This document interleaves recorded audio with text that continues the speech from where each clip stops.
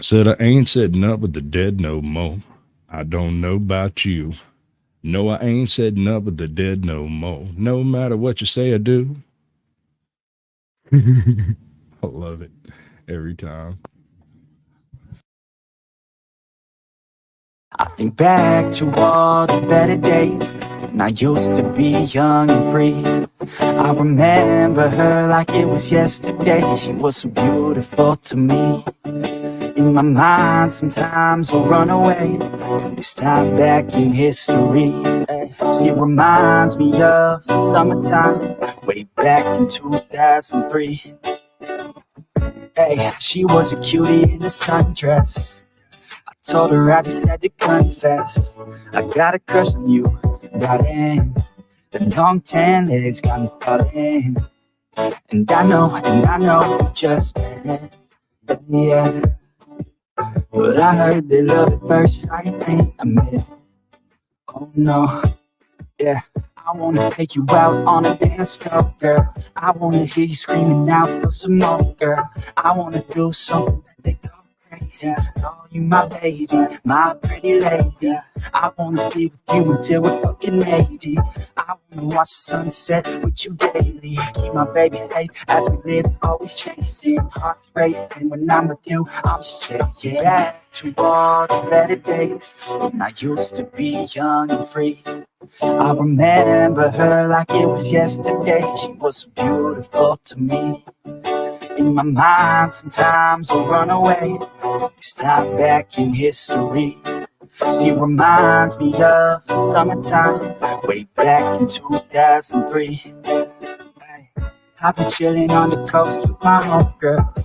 Palm trees and the time moving slow, girl. Back to my place, you can call it home, girl. And your Pilates on tap, you know, girl. I want a piece of you, you want a piece of me. Ray Bans on, gotta block out the heat. I love your smile too, I've never felt so free. Bring it on, girl, work that body here to me. And I know that summer only lasts 3 months. Yeah. We got the whole world, travel with me, girl. And we'll never stop chasing the sun. That's right. On the run, we ain't done till we find what we want. We can stop anytime we want. Cause we on the run, we ain't done till we find what we want. But I already found the one. I think back to all the better days when I used to be young and free. I remember her like it was yesterday. She was so beautiful to me. In my mind, sometimes I'll run away. This time back in history. She reminds me of the summertime, way back in 2003. Good evening, ladies and gentlemen. Welcome to Chilling with Sasquatch. We're going to discuss the difference between Polynesians, Australians, Antarctica, and South America, and exactly who went where, when, and why. With me tonight, I have my internet binky over here. She's there like a human stress animal. You have to unmute yourself, sweetest. I can't do it. Why not? You can do everything Because else. StreamYard will not allow me to perpetrate that type of activity upon your computer. What's up, Oh, Queenberg? Let's run through well, chat right quick. We got a bunch of folks in here that are streamed in. Now, Mr. Data Slovak Mandatory Carry says he will try to make it with his very busy schedule in his daddy's shed. yeah, Um, fuck you, Carrie. much love, brother. Russell Sperry says, hey, Sasquatch. We got CJDV Chris. Hello, Chris. Evil Freeside. Did I say that right? Apparently, you're here. I'm here. You're here. We got Shasta Valley Outdoorsman's previous guest. You can go find his interview on the channel eventually if you go look far enough back, far enough. It's way back there. We got John Eagle in the house. Good to see you, bud. Conk. Who's Conk? You know Conk? Some of your Yep, people? some of my Yup. people Them people. We got Ernie love one Hat. another. There's another previous guest you can go check out. We had absolutely terrible sound both times. It was a horrible experience, and I loved every second of it, just the way I like it. We got Brandon Mitchell. Good to see you, bud. Thank you for coming in. Queen Bird has joined us. Awesome. LBG is in the house. Woo woo, Magnificent. All right. motherfucking So ninja. Those of you who have been here before know exactly how this goes. I don't know if y'all are aware, but Captain Curmudgeon has been producing some parody videos over there that are breaking in 30 and 40,000 views. Homie's fixing to swing big time if he ain't real careful. He's over there It's doing about these. time, man. It's about I time. know. Homie has a sense of fucking humor that is absolutely bar none. He has no filter when it comes to saying the things that bring the punch, right? And I think that's why he's been so subverting, honestly. But when you put really excellent content out, there's no way to stop people from finding it. You can't. The only way to stop them is to nuke him from orbit, which I'm doing a countdown on currently because his channel's hit that 2-year mark. And you know what happens after 2.5 years or so? The channel just dissipates and disappears. But yeah, no, he's putting in good work. If he monetizes, they'll keep him. And 30,000 views on a 3-minute long video, that's, let me do the almost monetized, if not already. That's close. Right? So much love for the man. I hope he does very well. Back in the day when we were talking about Hollywood, we would be talking about real people who sometimes had a day job. Take somebody like Jimmy Stewart. Throughout most of his career, he operated as basically a walking charity where everywhere he went, he donated and promoted and did anything he could do to help any particular location he ended up in. If he went somewhere and found out there was an orphan in need of orphanage in need of charity, he'd go do a talking event at the place for free, draw hundreds, sometimes thousands of people to the place just to have a conversation where they could hear Jimmy Stewart live. A national treasure that man was. I'm not joking. Anarchy Television's joined chat. He's just over there lurking with little eyeballs there. And I got this little bit I do at the beginning. It's his beginning. I steal his monologue because he said I could, and that's the way that's going to continue being. The entertainment business is going to look like 10 years from today. Well, good. You're in luck then, because I am about to tell you. I normally don't get too caught up in predicting the future. I do occasionally make informed prognostications, which are correct, I believe, 99.3% of the time at last count. Yeah, 99.3. But when I do that, it's nearly always because, I see history rhyming. But as far as crazy things that come out of left field that most people never saw coming, I usually don't see them coming either. But here I'm going to indulge myself and put on my futurist hat for a moment, because I do believe firmly that the way entertainment content is made and consumed is going to be fairly radically different a decade from today than it is today. So these writers who are currently on strike, they are more doomed than typewriter manufacturers were on the day they invented email. Human writers of filmed entertainment simply are not going to exist by the mid-2030s, at least not in the same form that they do now, because I'm here to tell you these AI bots are closer to making human writers redundant and obsolete than any human writer would ever care to admit. We might not even be 5 years away from the point where you can open up your little AI screenwriter app and type in, give me a John Ford Western, 212 pages in length, and then you step out to grab a coffee, and when you get back, it's finished. And 80% of what it gives you, you can go shoot a movie with right now. If a human writer is required at all, it'll just be for polishing, not for any. Did you see the one? Do you follow Captain Curmudgeon at all? Yes. Okay. He recently did a Chat GPT Captain Curmudgeon rant written by Chat GPT. And he read it with all of the side notes and everything with it that it gave. And it sounded an awful lot like the type of trash he'd be spitting. It was disturbing. What's up, bud? Good to see you, Gypsy Auditor UK. Awesome. We got Princess OPD. I got to call her out because today she is Apamau News Queen Police Ogden, Utah. Is it for the next 5 or 20 seconds? Who knows? ZXL Masters joined the chat. We got the seventh son. Welcome in, bud. Good to see you. I like to see him around. He's good. Yes. You never see him anywhere negative. That's awesome.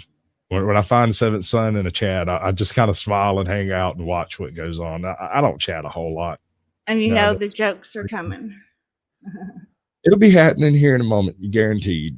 Any of the mainline writing, because reality is what reality is. Let's face it. In a world where $100 piece of software can deliver the same movie script that used to cost a couple $1,000,000 and take an indeterminate amount of time and an unknown number of rewrites, you'd have to be an idiot to keep doing it the old way. And no labor union can stop the march of progress, no matter how doggedly they try. It's true when the plumbers union in Philly tries to ban the installation of maintenance-free urinals, and it's true when the writers union in Hollywood tries to ban robots from writing movie scripts.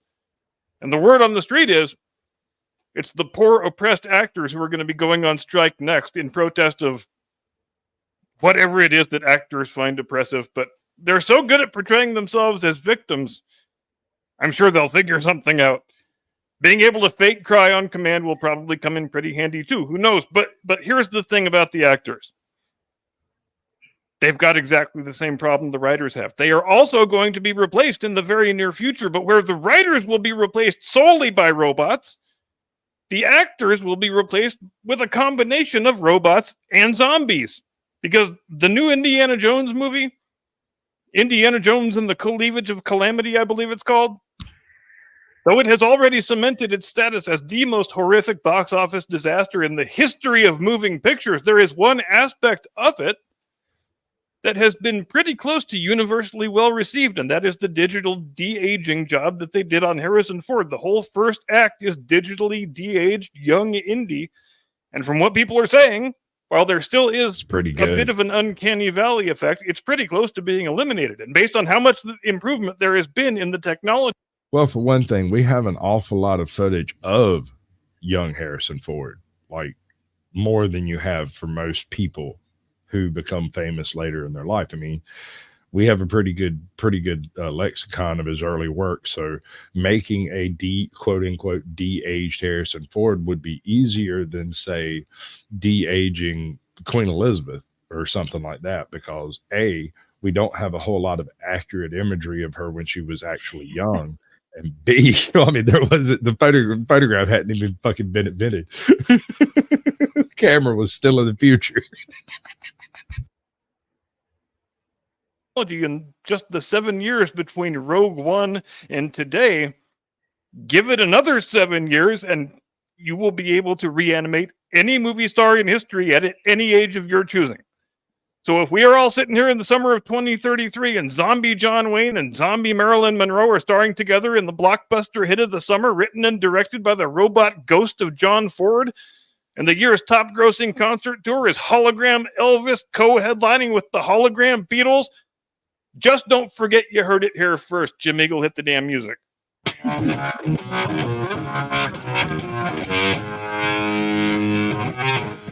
high atop the back. Yep, that's the way he feels about it. And I can't say I disagree. Okay, so Hollywood's burning. I don't own a fiddle. They're aliens, apparently. And apparently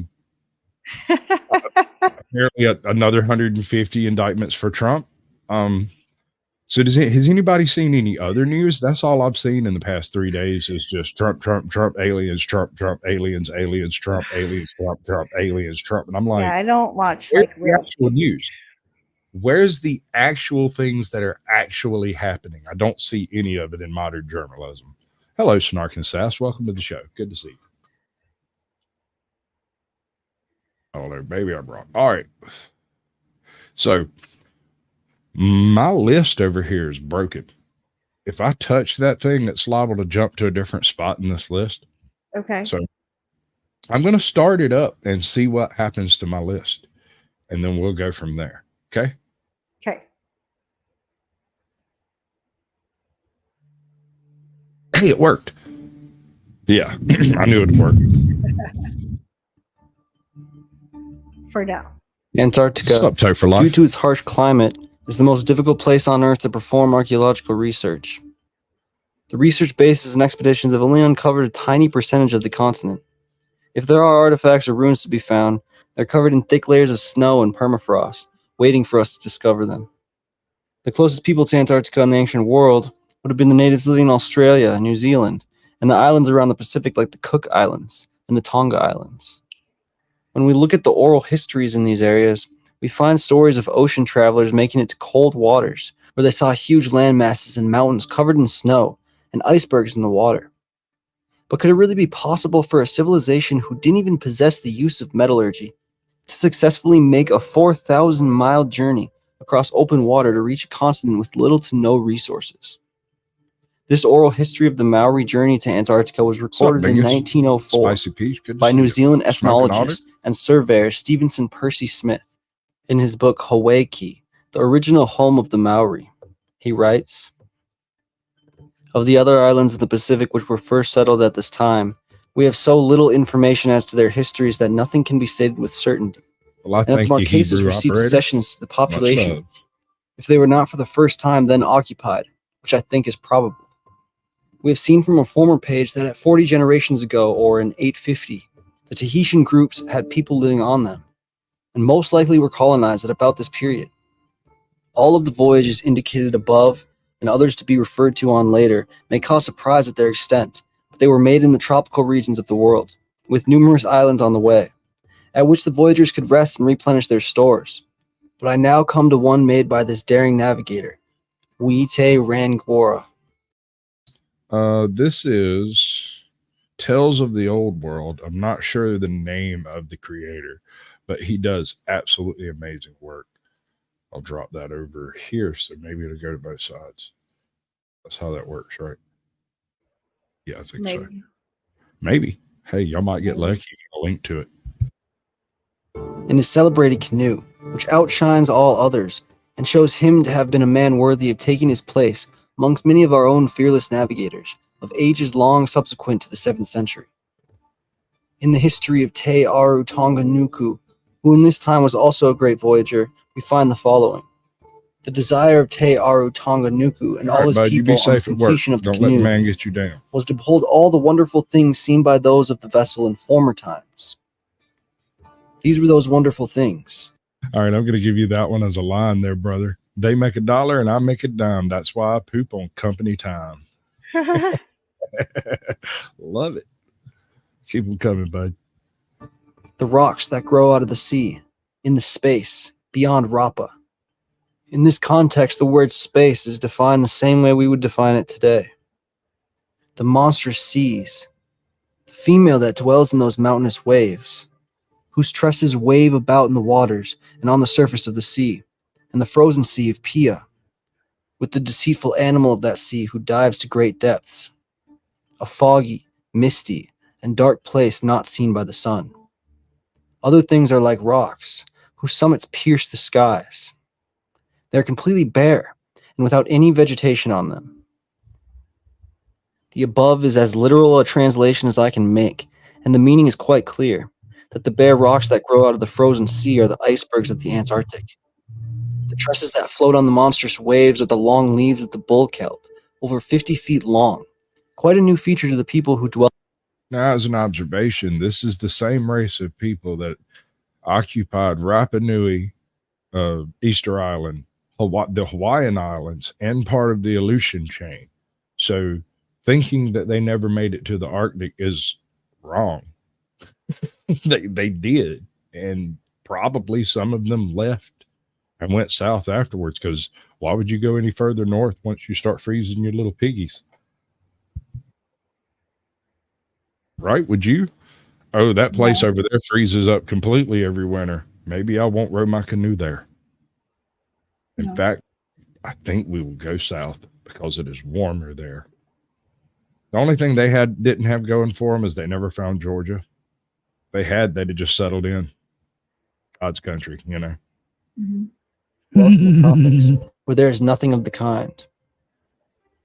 The deceitful animal that dives so deep is the walrus, or sea lion, or sea elephant. The frozen ocean is expressed by the term for arrowroot, which when scraped is exactly like snow, to which this simple people compared it as the only or best simile known to them.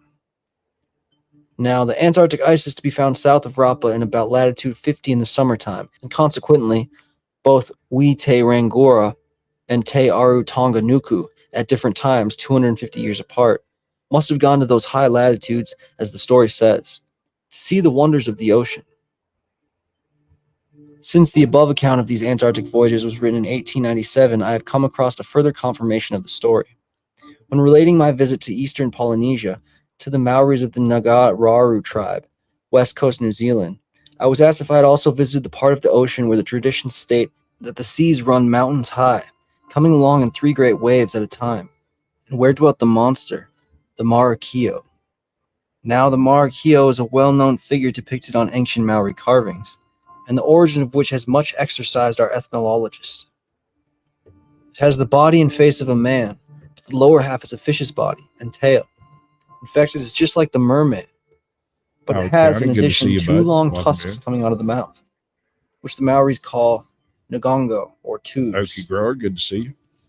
These are as long as from the mouth to the waist of the figure. To my mind, this is the Maori representation of the walrus, or sea elephant, which they could see only in high latitudes. The old man who questioned me on the subject clearly had it in his mind. The Marakio dwelt in that mysterious part of the world from whence their ancestors came to New Zealand. It would seem that this confirms the Raro-Tongan story. The Tongans have also some tradition of the ice-covered ocean, which they call Tai Fatu, which means the thick, fat-like, or congealed ocean, and to which some of their ancestors had been in long ages ago. This I learned from Reverend J.E. Moulton, the best living authority on Tongan traditions, who after this will deny to the Polynesians the honor that is their due as skillful and daring navigators. Here we find them boldly pushing out into the great unknown ocean in their frail canoes, actuated by the same love of adventure and discovery that characterizes our own race. Long before our ancestors had learned to venture out of sight of land, these bold sailors had explored the Antarctic seas and traversed the Pacific Ocean from end to end. Considering the means at their command, their lightly built canoes, the difficulty of provisioning the crew, the absence of any instruments to guide them, I feel justified in claiming for these bold navigators as high a place in the honor roll as many of our own distinguished Arctic and Antarctic explorers. Many people have doubted the ability of the Polynesians to make the lengthy voyages implied in finding the race in places so widely separated as Hawaii, Easter Island, New Zealand, and the Northwest Pacific south of the line. But we cannot doubt the very definite statements made in their own traditions. The love of adventure, of moving about from place to place, which is so characteristic of the race even in these days, has always been a feature in their lives.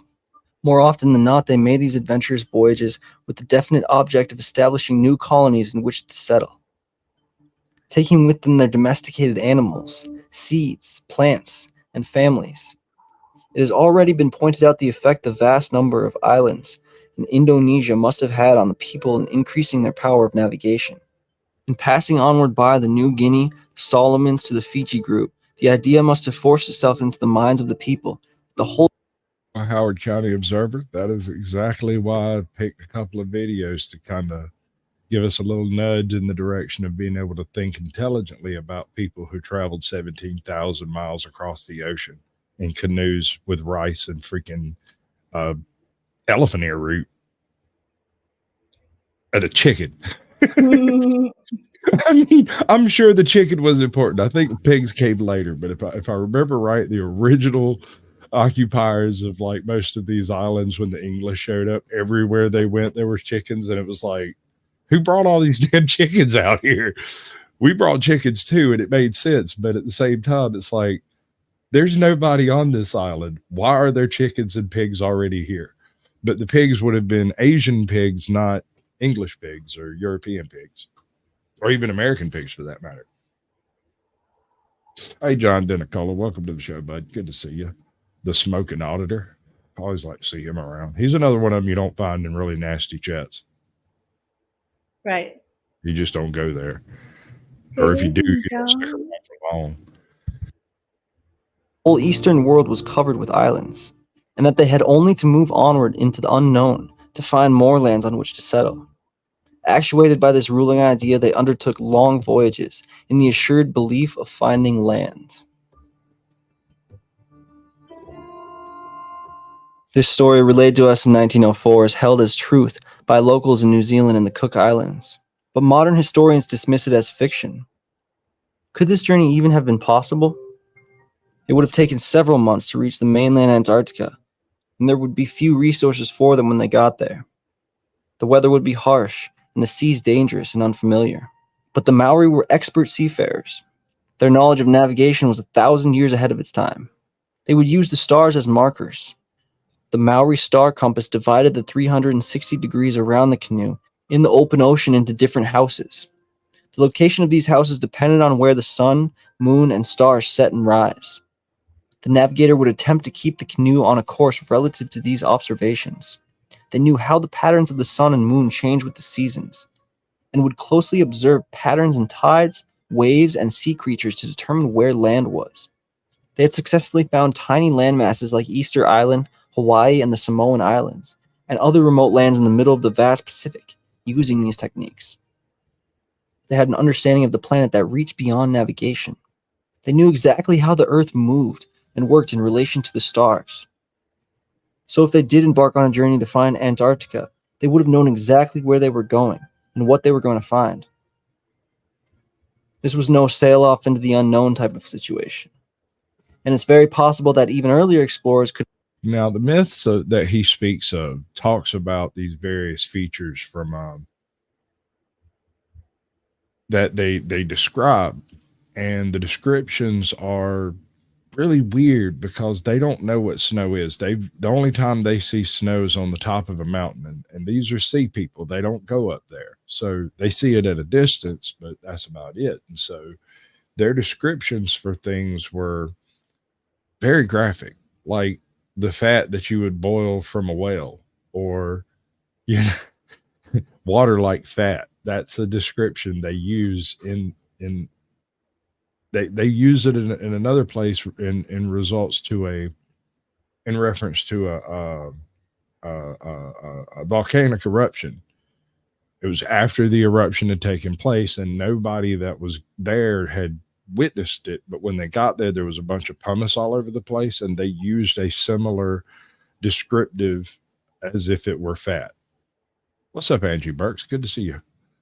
And so when you're looking at these old myths, you have to kind of sort of take their inventiveness, that they're just as smart as you are. They just didn't have as many words or as much linguistic experience in their background. Gotcha. So they're not necessarily telling lies here. They're not, it may not be a mythical history, but an actual history layered with meanings. And so you can't take it, just like the stories of Odysseus and Troy. Odysseus may have been a man. We can't prove that, but Troy was a city. But it was the other way around before the foundations of Troy were found. People swore that Odysseus was a man, but Troy was a mythical city. And that's not the case. We can prove one of them existed, which lends credit to the other existing. So when we're talking about these old myths, just because it seems unlikely doesn't mean it's impossible. What's up, Izzy? Good to see you, darling. Welcome to the show. Yeah. So what do you think? Do you think the Polynesians made it to Antarctica? It's possible. I see no reason why they wouldn't have. I don't think they would have stayed. Not a whole bunch of stuff to eat down there, so why would you stick around? Right. And the Polynesians weren't renowned for eating whale, although there's a lot of other fishes down there too. So a skilled fisherman may not have the problems that you would expect, and as long as they stuck to the coast of Antarctica and didn't go in winter. That would be my suggestion. We got everybody in here. They all in your house. How about them apples? You said you wanted view time. There you go. Hopefully you don't catch copyrights. It'd be nice. Could have made this journey to go off of. When traveling from islands in the Asian Pacific over to the Americas and Hawaii, Easter Island, etc., they would have had to spend upwards of 60 days on board a ship with very few islands to stop and refuel at. They did this by making sure they had enough preserved foods like starchy flour, and they would pair that with fish from the water beneath them. Their drinking water sources came from a variety of methods. They would bring fruits high in water content like coconuts, stop at islands they knew had fresh water, or they would create a seep well on an island. But on extremely long journeys that they frequently had to make to reach these faraway landmasses, they had another advanced technique to collect water. They created a makeshift still to collect moisture from the air and turn it into fresh water. They would cover a container or depression in the canoe with a tarp or leaves and place a weighted welcome, object in the Carrie. center to create a slope. Do what? I was saying, welcome, Carrie. Yeah. Fuck you, Carrie. What do a tick and the Eiffel Tower have in common? They're both parasites. I really should get me a drum riff over here for situations just like this. Right. Oh, I'm going to put that on screen. Oh, no, not that one. His 7 subscribers need company. I don't know. He's probably got more now. Last time I looked, he had 7. I was telling everybody not to subscribe, but go subscribe. Screw him. He don't tell me what to do. What do you call a fish wearing a bow tie? Sophisticated. The condensation would then gather in a low point and could be collected as fresh water to sustain them. These boats they were sailing in were also not the tiny canoes we usually associate with the Polynesians. At one time in their history, they had massive ships that reached dimensions of 50 to 100 feet. They were double-hulled with a huge sail and a raft-like platform, able to accommodate many sailors. These large vessels fell out of use, and the technology to build them was eventually lost. So they could have incorporated other advanced techniques of travel that we still just don't know about. But what about artifacts? Surely if they reached Antarctica, they would have touched down on land to search for resources, hunt, and survey the land. If they left the tiniest artifact on the continent, it would prove humans have known about the icy world over 1,000 years before European explorers found it. Hey, cat. As of today, there have been no ancient artifacts found in Antarctica that we know of, but there have been on islands nearby. Archaeologists have found Maori pot shards on the Antipodes Islands, off the southernmost tip of New Zealand, and on the Enderby Island, which is considerably south of the Antipodes. These pottery shards date back to the 13th or 14th century. And mysteriously, on the sub-Antarctic island of Macquarie, a craft of, quote, ancient design was found in 1810. This is considerably south and west of the Auckland Islands, only 560 miles from mainland Antarctica. It has been suggested that the craft was burnt for fuel that year. In the ensuing... Okay, Carrie, we'll wait. No. Go ahead. Do what you're going to do. We'll just wait till you get back to finish the show. We know how important it is to you. All right, he's gone. penguin and seal oil fires, and that it was possibly a Polynesian vessel. I believe this remote island in the sub-Antarctic could very well be a refuel point, or even a settlement for these ancient Polynesian travelers spoken of in the Maori oral histories. An archaeological study on this island could very well turn up groundbreaking discoveries. Wow. Am I the That's only all I one? have for you on this topic for now. Hit the like button if you Good. What? Am I the only one looking forward to global warming so we can finally uncover what's on Antarctica? Or is that why the aliens are coming Global out? warming is happening. What the freak are you talking I'm just saying. We'll get to see what all is in there. All right. All right. about? All right. So this actually covers quite a bit more ground than just Polynesian concepts, right? This covers Polynesian and the greater Pacifica region, right? So it's not just Polynesians. It's like the Sri Lankans, and which are closely related to Anyway, the greater Pacifica region of mythological monsters. Now, I'm not going to play this whole thing because it gets a little bit monotonous. I mean, it's like 50 of them or something like that. And, but I want you to hear how this guy goes about it. And you can hear him getting bored doing this. It's great. And this is what actually caught my attention with it. So at the very beginning, he has one of the greatest intros ever. First of all, this is called Wild Mythology, right? And he does really good videos 99% of the time. But sometimes you can just hear that his heart ain't in it. And as much as I love his content and it's great, sometimes it's hard to sit and listen through it because it becomes kind of formulaic. It's like that dude who does the mysterious TikToks and always talks just like this. You know that guy. You know who I'm talking about, Yeah, right? yeah. Okay. So check this dude out. Myth, folklore, and hey, and welcome back to Wild Mythology, the channel where we unravel the mysteries of myth, folklore, and legends. As always, I welcome you to the channel with bread and salt as a symbol for the journey we are about to commence. I love that. That is brilliant. That is an excellent intro. My man has cast his references back to beyond the freaking Bronze Age to go get a greeting that actually works in the old magic.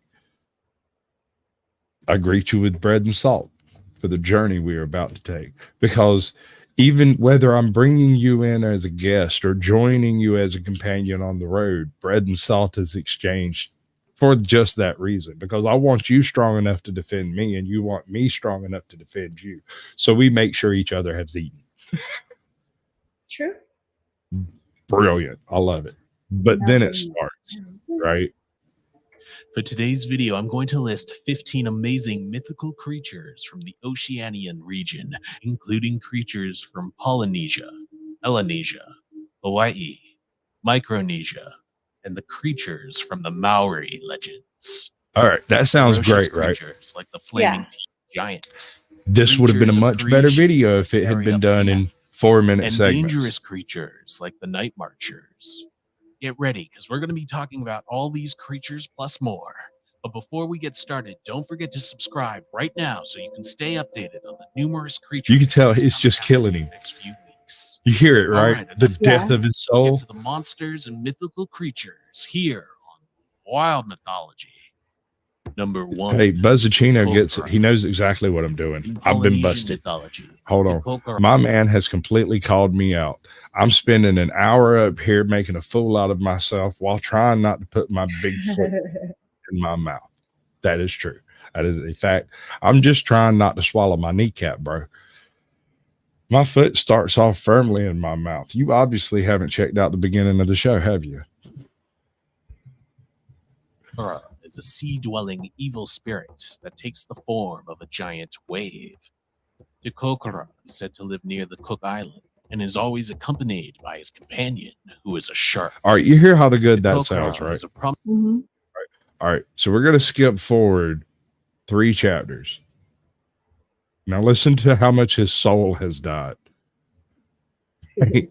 ancient tales. Beer employs her otherworldly beauty to allure unsuspecting individuals. Once they are in her grasp, she conjures reeds to spontaneously emerge. Spontaneously. Ah, He lost all his pizzazz. right. No, I mean, Once but ensnared, I am convinced that he sat down and recorded all of this in like a 12 or 14 hour go. Mhm. And that will wear out your ability to pretend to be enthusiastic. Let's go 22 minutes in. horned with razor-sharp fingernails.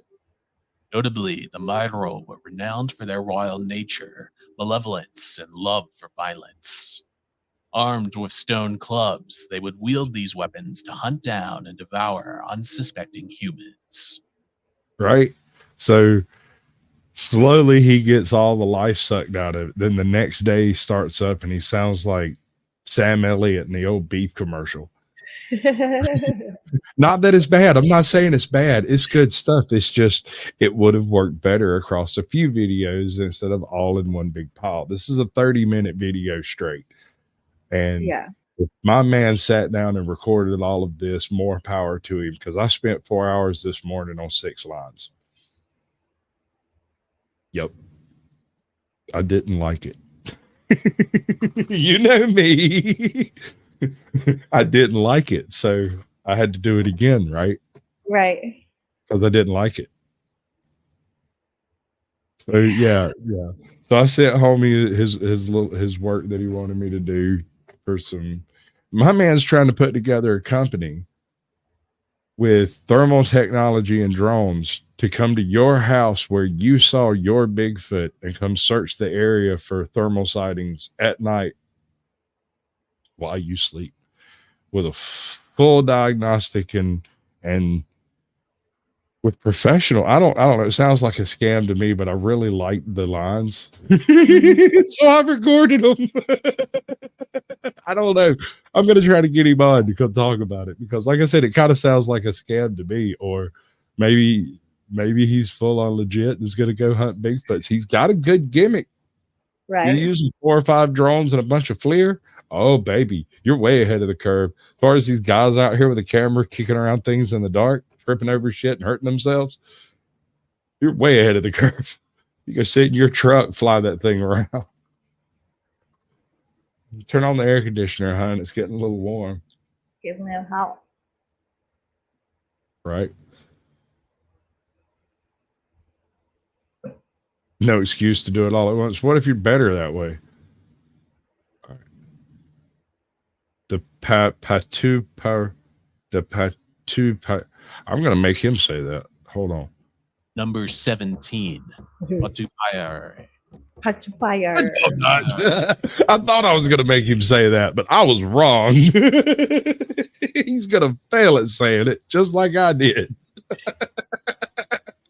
Maori mythology that live in the deep forests and hilly or mountain regions. It's Appalachian. Wait, it's oh bother, I can't remember the name of the channel. I had to go hunt it down. He never actually gave me the name of the channel. He just sent me a link to a video, and it's like Appalachian Aerial Discoveries, which is pretty good, you ask me. Although I think the little intro thing uses the word discover too much. That's just me. What do I know? I just say the words. Living in large guarded communities, they are described as pale skinned with no tattoos anywhere on their body. They have blonde or red hair, can manipulate mist, have great strength, and hate fire. They avoid the Exactly. sun as it's fatal to them, so they tend to be nocturnal or active on foggy days. While they don't suck blood like the European vampires, they tend to prefer raw food. They're also very I territorial, want to suck your blood. especially those who intrude on their Threatened me with a lands. good time. Now I'm aroused. Although it should be mentioned that humans don't have the ability to see any structure they have built. While they aren't fond of humanity, they are usually a gentle. And for those of y'all who don't know, there is also an interview with Toe for Life on this channel back in the history of it. Y'all want to go try to find that and check it out, unless it got took down and ain't nobody told me. Because I will put it back up. I have them all. All. Race that enjoy music, hunting, and construction. Number 18, Ponaturi. Within Maori mythology, the Ponaturi emerge as a treacherous band of goblins inhabiting a realm beneath the sea. These mischievous beings are depicted as small and vile creatures, their greenish-white skin contrasting with their elongated fingers that end in sharp claws. Similar to trolls and They're tasty. vampires, the Ponaturi harbor a profound fear of the sun, for its rays bear the power to extinguish their existence. Hence, they confine themselves to the depths of the sea during the day, only venturing onto land once night cloaks the sky. Legends of the Might be fixing to Ponaturi give me the often boot. feature their nefarious Mhm. acts, kidnapping My family signal's members dropping. or precious treasures. Additionally, certain accounts attribute them with proficiency in the arts we'll see. of magic, further augmenting their mysterious nature. And that's a wrap for today's. Fantastic. No, he does good videos. I just think this one's a little too long. That's my only complaint with it. He has excellent visuals. His visuals are always perfectly on point. Before we get started. The world. Okay, so any video about Polynesians has to start out with this video of like a random coastline somewhere. How does dry skin affect you at work? You don't have any elbow grease to put into it. Oh, I love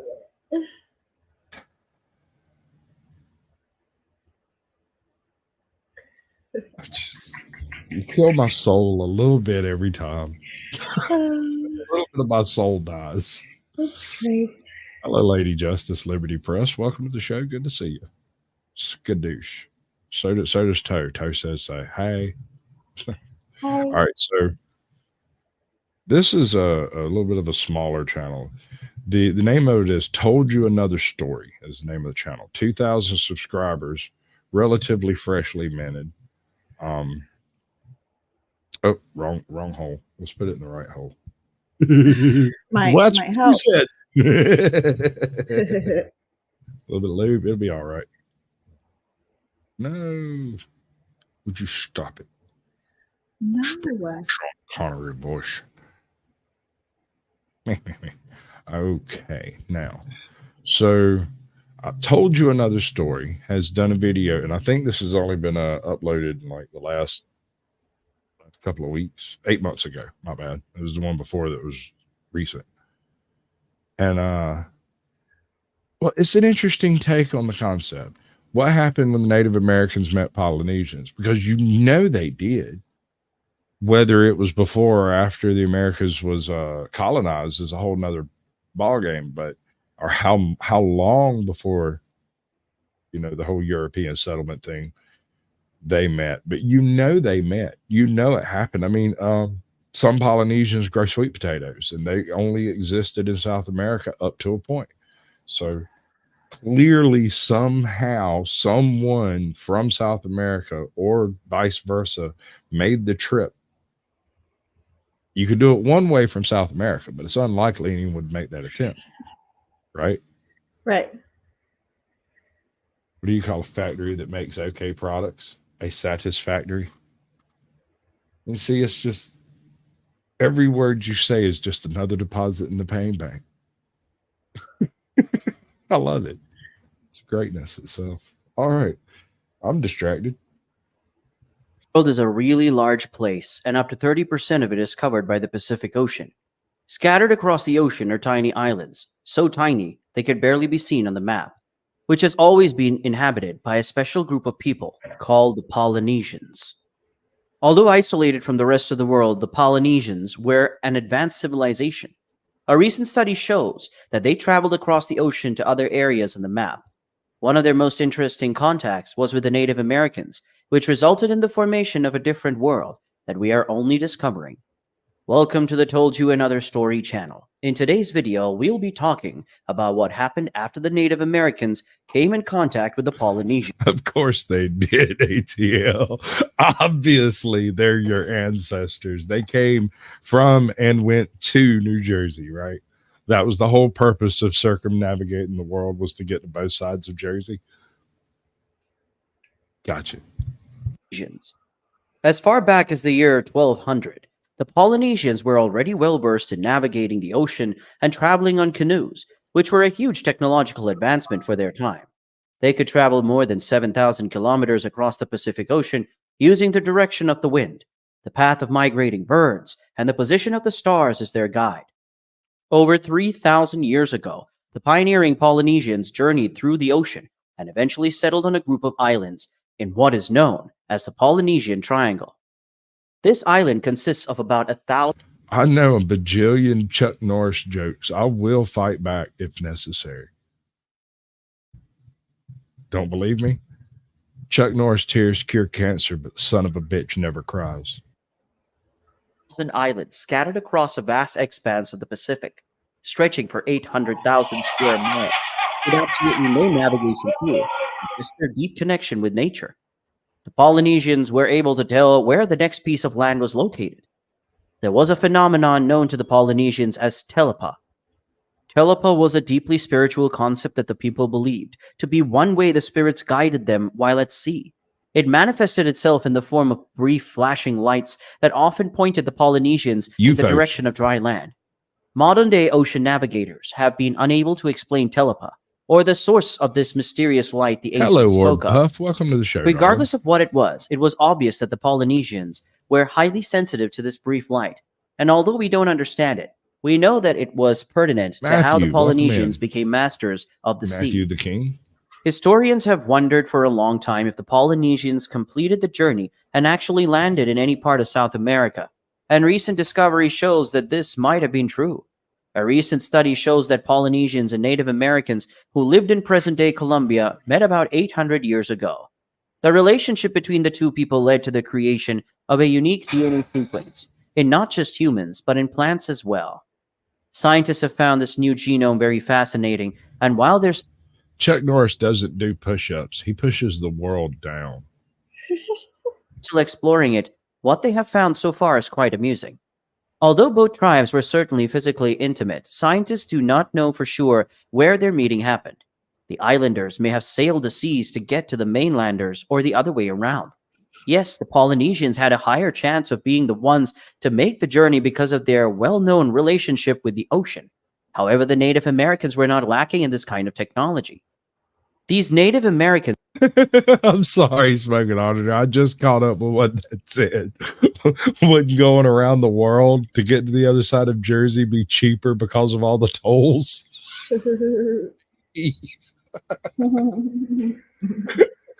I'm sorry, that had the slow roast in there. I didn't get it at first. were closely related to the most advanced civilization at the time, the Incas, and therefore had their hands on some pretty decent sailing tools. Although their sailing experience was limited to the lakes present within the continent, they weren't complete strangers to the concept of sea travel. And because of this, some historians believe that it was possible for them to have drifted to some Polynesian islands. This is one possibility, but compared to the level of expertise of the Polynesians, it is a less plausible one. There are accounts that state the Polynesians and the Native Americans met up on Easter Island, also known as Rapa Nui, which is famous for its moai statues. Rapa Nui is incredibly hard to locate using a Rapalui. Polynesians had little trouble finding their way there. Since the island is very close to South America, I want to read this out loud so that everybody understands what I'm dealing with.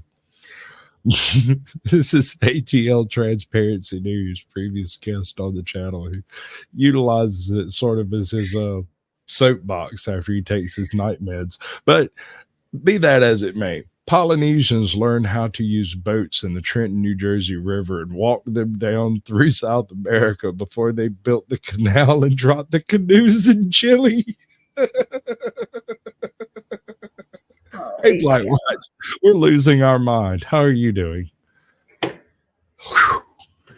it is a likely spot for the first encounter between the two tribes. At the time of this encounter, it was the first time the South Americans would step foot on the island. Their Polynesian love interests, however, had been on the island centuries before them.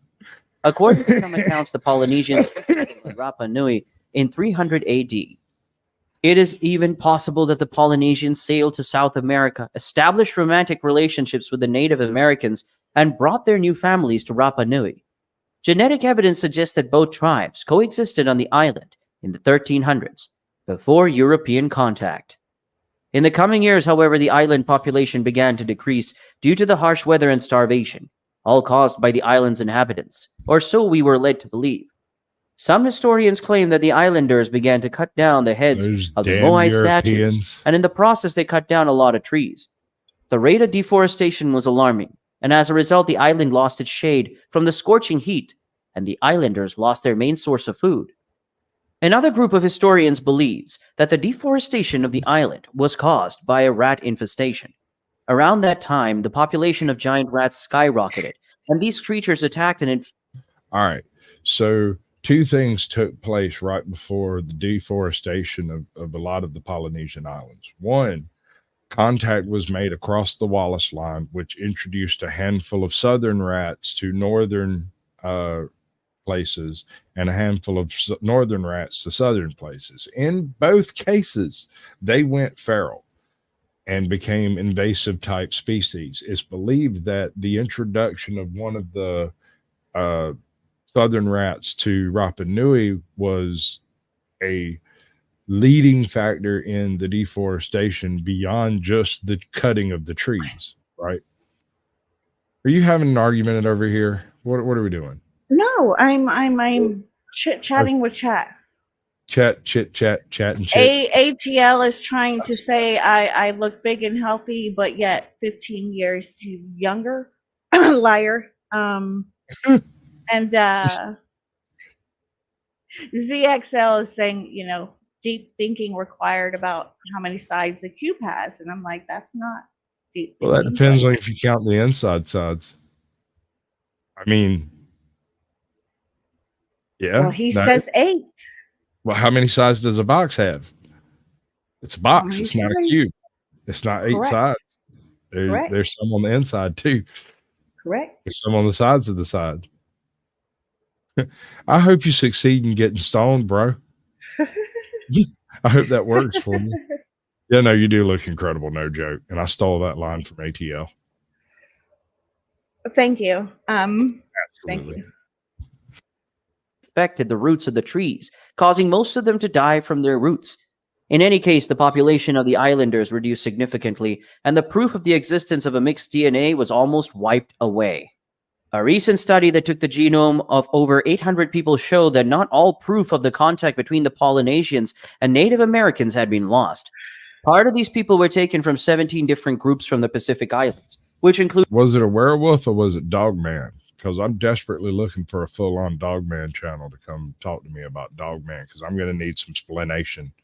Somebody got some explaining to do. I done crawled all across these swamps down here in the south, all over Georgia, North Georgia, mountains, hills, seacoast. I ain't never seen nothing ought to be no Dogman.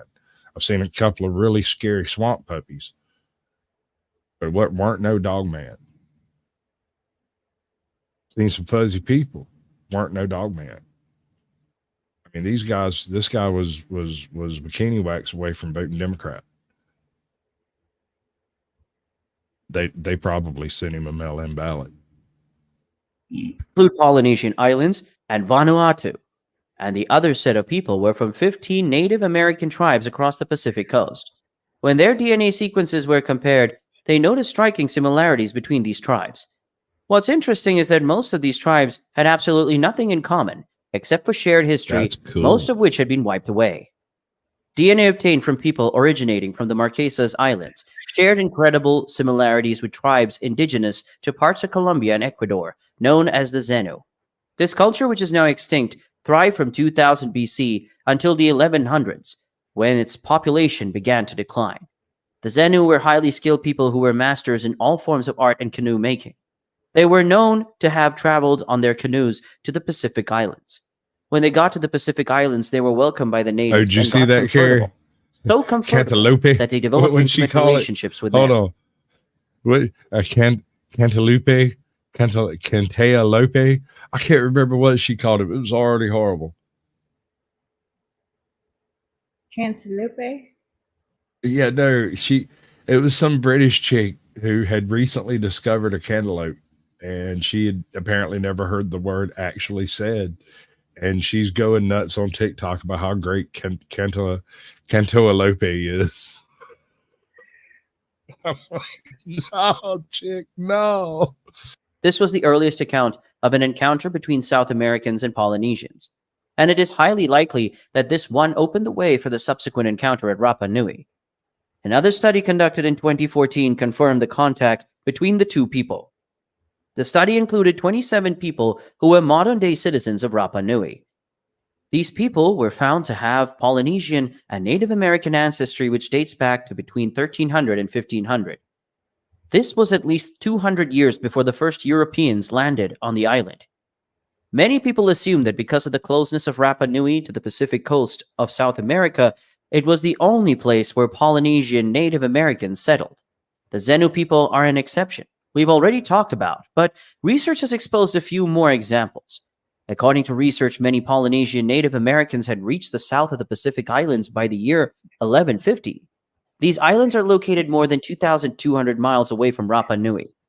From there, these interracial populations migrated to North Marquesas, Palliser, and Mangareva. Some even returned to Rapa Nui. Another genetic evidence that is proof of this contact is found in plants, specifically a species of sweet potato, which is indigenous to the Andes in South America. These species were found growing on the Pacific Islands, and was eaten by Polynesians for many years before Europeans invaded their lands. The Invaded. introduction of this plant to the Pacific Islands also dates back to the period when genes from the Polynesians and Native Americans began to mix. Despite the amount of evidence that had been found regarding this historical event, only a small number of people still carry the Polynesian Native American genes, and this number is expected to reduce in the coming years. Hey, Orby, you mispronounced "fuck you," Carrie. You spelled it too. But a bump. Oh, wait. Dang. Oh, I forget which one. Whatever. Pick one. Pick one. I don't care. Just make a noise. Prove that you're alive, baby. All right. You know where we're at, right? Yeah. All right. Listen. I need you to drop my link in your chat because I'm fixing to end it over there on your channel. I'm going to do my little play out that I do. And then when we come back, we're checking out the entire saga of Medieval Weapon.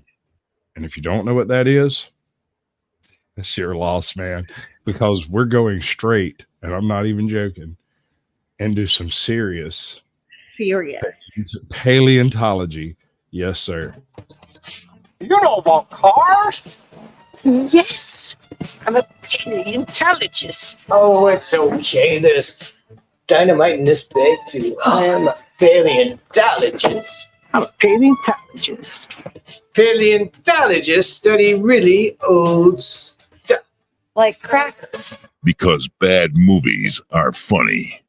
So that's what we're going to do after this. It's something I dug up from like 2009 out of the depths of the Wayback Machine or whatever. Something I remembered and was like, oh, yeah. I had something of a high school reunion with a bunch of old heathens and dropouts, not actual graduation reunion type thing, but and we got to talking about some of the old videos we used to watch, and I was like, oh yeah, that's exactly what YouTube paleontology is all about. So I'm going to drop you backstage, I'm going to play out, and then I'm going to drop the link in chat and bring everybody back in. And remember, if I don't see you and know you, I'm not going out like that. You got anything you want to say? Toodles. That's Thanks it. for coming. Yep. All right. So this is where I push a little button over here and some things happen, and then we'll be right back. Don't go anywhere. Or actually come over here because that's going away, and we'll be over here doing things while you're over there trying to figure out what just happened. I wonder which one I'm going to use to go out. We'll do this one. Sorry. Good news, though. We're going to have to move the party somewhere a little bit more private, but you're all invited. Lorenzo will give you the details. Yeah! Hey, she was a cutie in a sundress. I told her I just had to confess. I got a crush on you, darling. Them long tan legs got me falling. Douche. Do it that way. Paste that booger right there. Go bam. Let me look over here. Yeah, no, that's cool. Take you a minute. You got time. I gotta go hunt up the right playlist for all this to work out anyway. So I'm gonna have to mute up.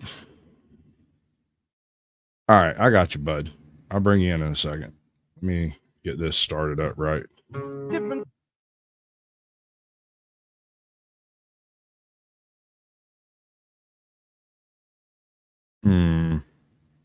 The name of this, and I absolutely love it, is Aim to Misbehave. That's the name of the channel, right?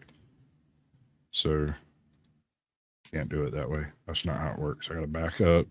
I got to do it right, or don't do it at all. We do this. We do that. We do this. Yeah, I know. He wants to kill people. I got you. But I don't want to do that way. I want to do it so that everything falls in order correctly, because I did it and I know I can do it again because I remember how I did it, just like this. All right. ATL, good to see you, bud. Age ought to be back in a minute. She had to go 10 to the back 40 or something. I don't know. What's up, Scully? Good to see you, bud.